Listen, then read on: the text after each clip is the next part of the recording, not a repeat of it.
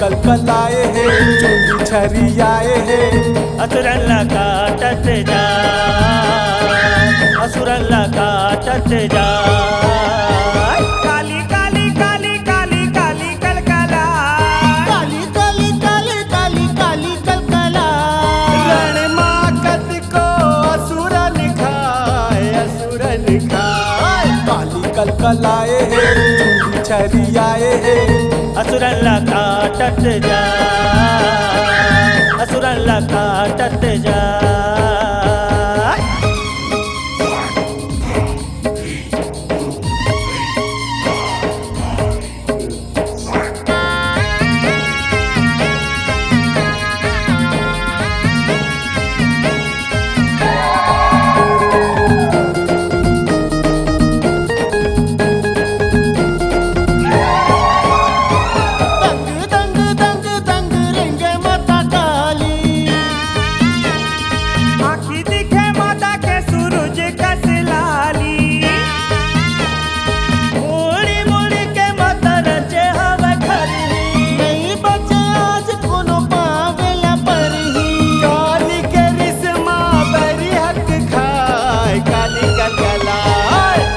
कल कल आए हैं चुंदी छरी आए हैं असुरल्ला काटत जा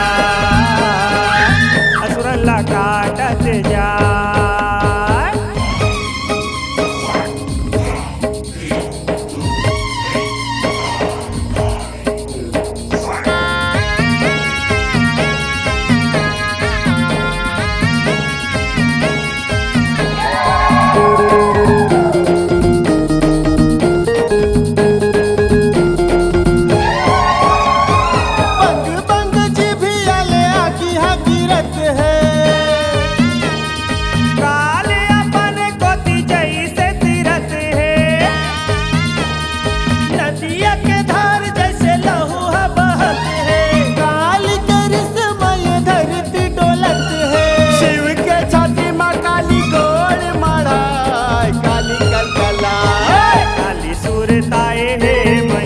देखाए है